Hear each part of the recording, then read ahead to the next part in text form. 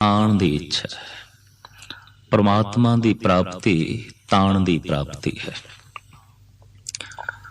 जिथे ताण होवे माण भी उत्थे ही हुंदा है।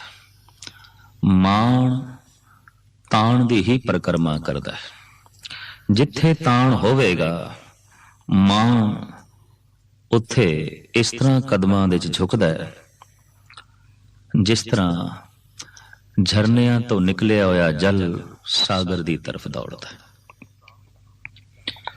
अनंत काल तो मनुख दे अंदर ये बुख बड़े प्रबल रूप दे च रही है कि ताण मिले। साहिब गुरु अर्जन देव जी महाराज दी भी एक अगम्मी पंक्ति है और आप उस दे ताण ते माण नूं मंगदे ने। माण मांगो ताण मांगो धन लक्ष्मी सुत दे।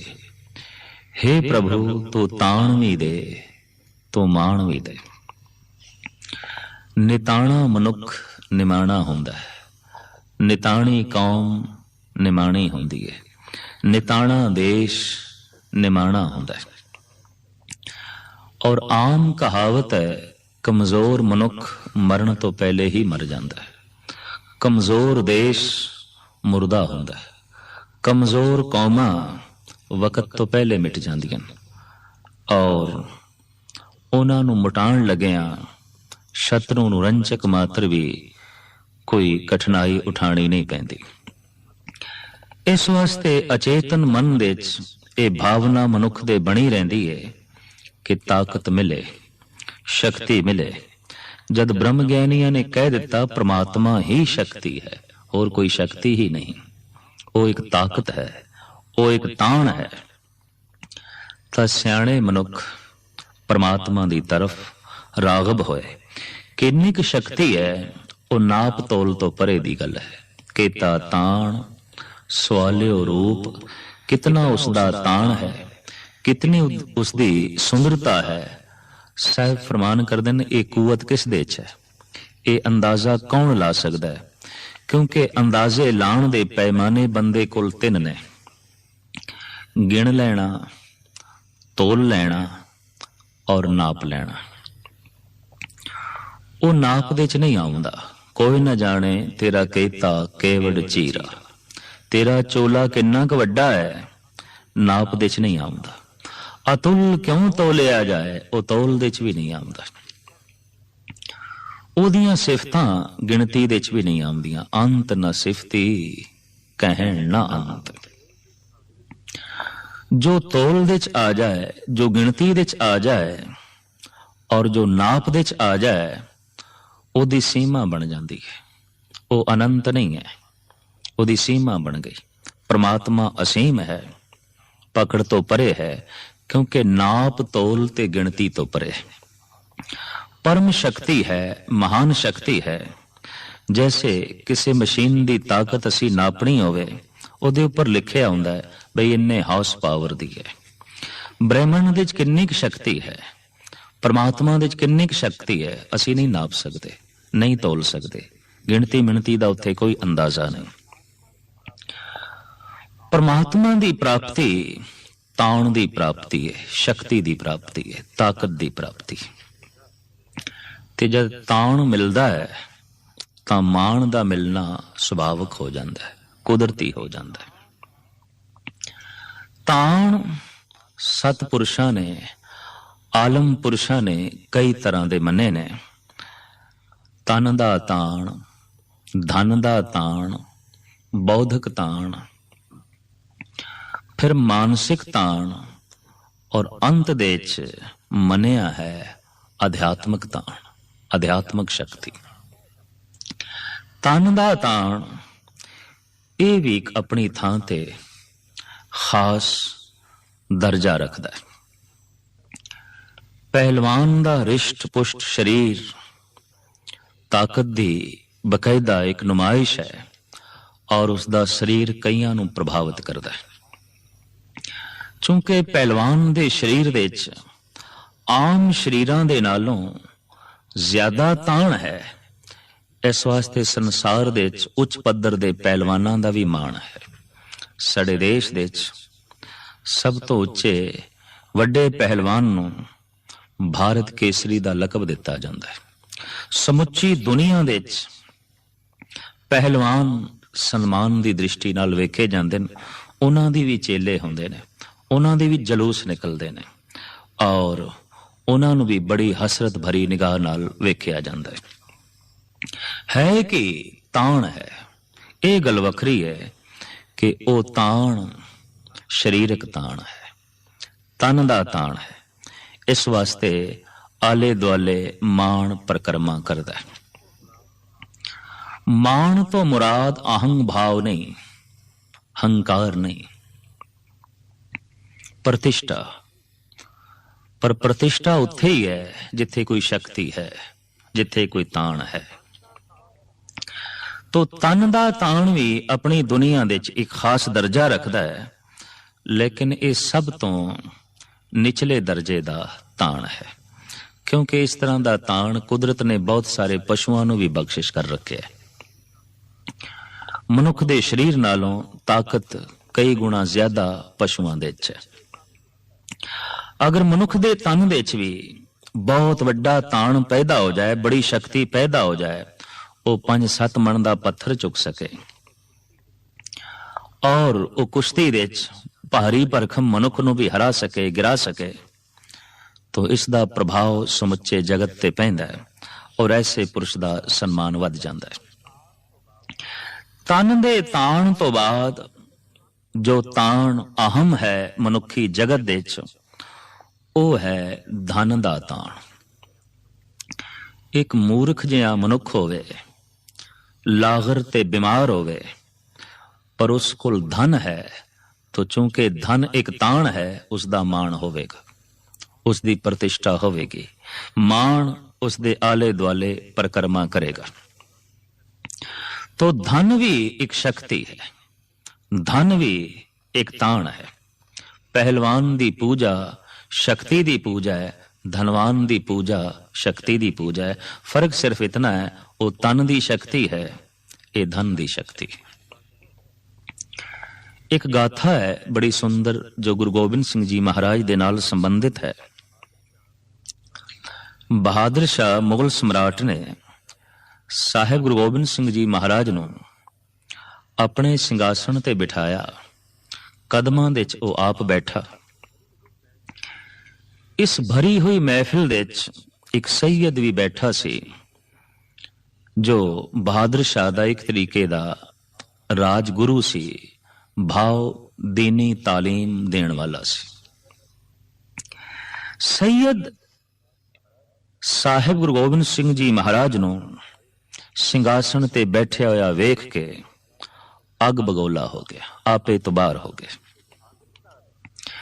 क्योंकि बहादुर शाह ने कदी भी इस सैयद नूं अपने सिंघासन ते नहीं बिठाया सी।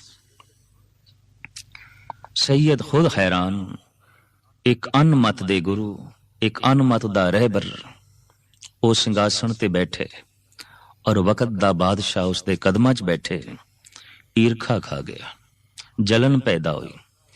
बहादुर शाह ते गुस्सा वो ना कढ़ सकिया, पर वो गुस्सा कढ़न लग पिया गुरु गोबिंद सिंह जी महाराज ते।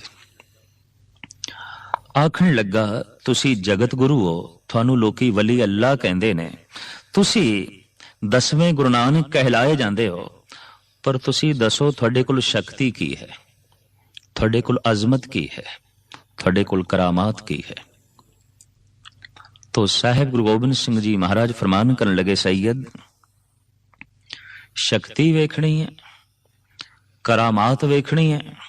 कहन लगा हाँ, क्योंकि पैगंबर अवतारी पुरुष दी, वली अल्लाह दी पहचान ही शक्ति तो है, करामात तो है, अजमत तो है। साहिब कहने लगे, वली अल्लाह दी पहचान किस ढंग नाल है? सवाल ये नहीं, सवाल ये है कि तू करामात वेखना चाहता है, तू अजमत वेखना चाहता है, तू शक्ति वेखना चाहता है। तो वो शक्ति अगर तू वेखनी है तो फिर वसदी है बहादुर शाह दे मुंह दे विच।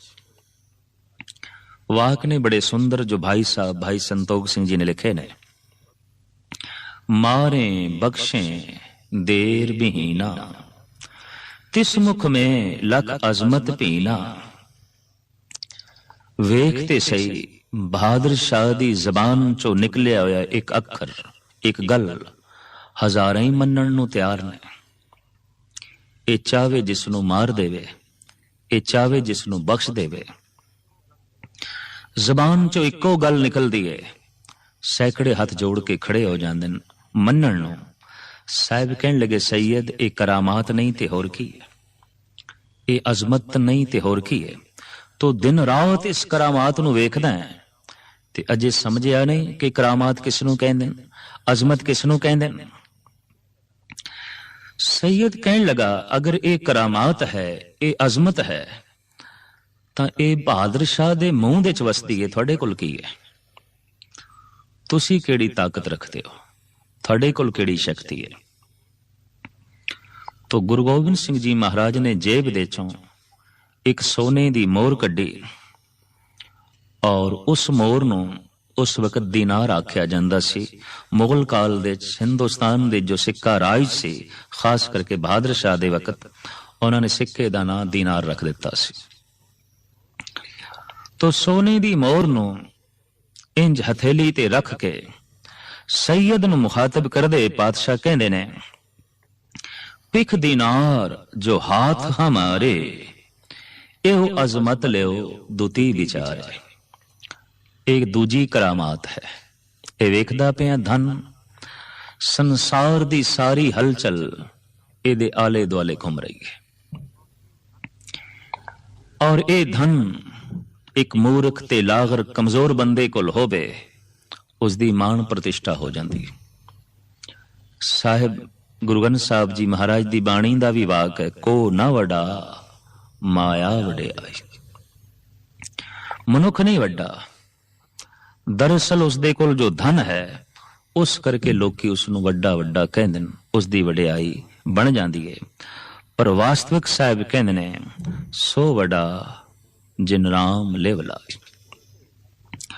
मुख्तसर से सैयद सुन के अग बगोला होया। जद महाराज ने कहा ये धन भी एक तान है, एक शक्ति है, एक अजमत है, करामात है, तो सुन सैयद बोले हो तज मौन, तुम में करामात है कौन। सैयद औखा होके कहने लगा, बई ए करामात ते आखिर धन दी हो गई ना, सोने दी है, थोड़े विच केड़ी करामात है, थोड़े विच केड़ी शक्ति है। सुनदियां सार महाराज ने मयान चो तलवार कढ़ी। सुन सतगुर शमशीर निकासी, सब में छटा समान प्रकाशी। ओ शमशीर ऐसी चमकी जैसे आसमान विच बिजली चमक जाती। तत छिन बदन पीत होए गए, लोचन समुख न करते भय। सारी महफिल दे चेहरे पीले पै गए, सारे दंग रह गए। एक ही होया, गुरु गोबिंद सिंह जी महाराज ने तलवार कढ़ ली है। बहादुर शाह अपनी थां ते हैरान। सुन सतगुरु शमशीर निकासी, सब में छटा समान प्रकाशी। तत छिन बदन पीत होए गए, लोचन समुख न करते भय। डरदा मारा कोई भी अपनी अखां हुण गुरु गोबिंद सिंह जी महाराज दी तरफ नहीं करता। सैयद नूं मुखातब करदे होया गुरु गोबिंद सिंह जी महाराज ने फरमान कीता, तेज दीपत सिरी मुखते कहें, ए भी करामात एक है। ऐ भी एक करामात है, वेखदा पिया मेरे हथ दे च।